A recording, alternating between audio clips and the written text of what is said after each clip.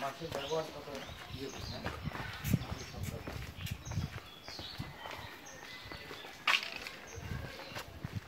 এখানে একটা সুন্দর ভাস্কর্যের মতো হচ্ছে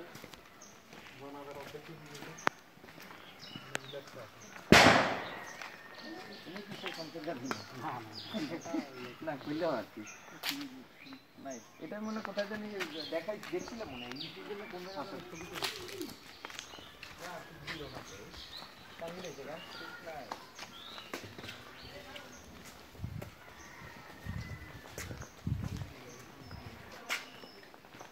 কত সুন্দর এটা বানাইছে দেখেন মেলার ঘর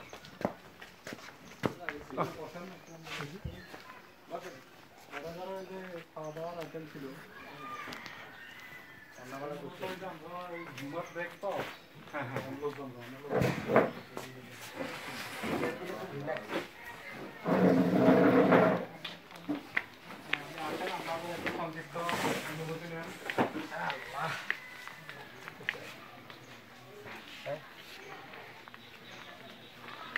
প্রিয় দর্শক, যে যেখান থেকে দেখছেন দূরে কাছে দেশে প্রবাসে সকলকে স্বাগত জানাচ্ছি আর একটি ভ্রমণ স্থানে।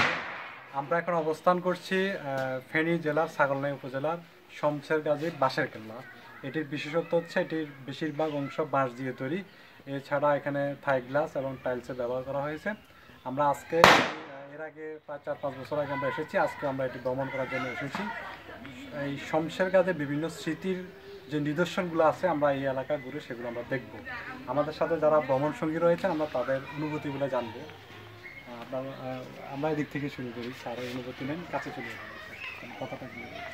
আমার জীবনে প্রথম আসছি, যদিও আমার জেলা ফেনী ছাগলনাইয়া উপজেলা, কিন্তু এখানে প্রথম আসছি শরীফ ভাইয়ের সৌজন্যে। তো ভালো লাগতেছে, নতুন পরিবেশ, চমৎকার, আলহামদুলিল্লাহ। ধন্যবাদ। ধন্যবাদ।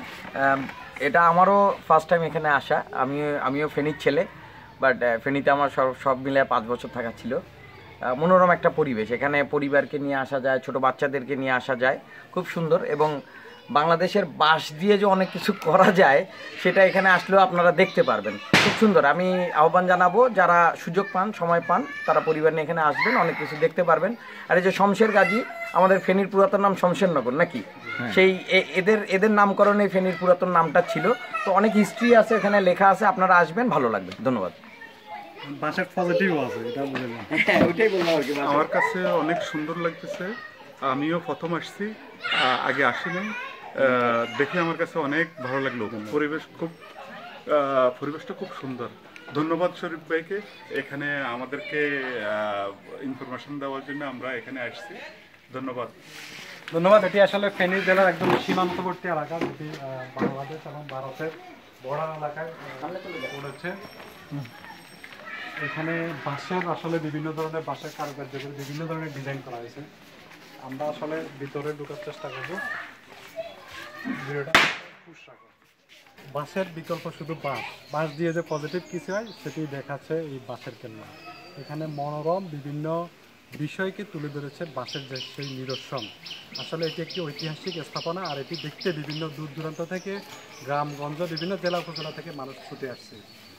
ফেনীর ছাগলনাইয়া উপজেলার শিবপুর বা ছাগলনাইয়া বাঁশের কেল্লা থেকে, শমশের গাজী বাঁশের কেল্লা থেকে, শরীফ ভূঁইয়া,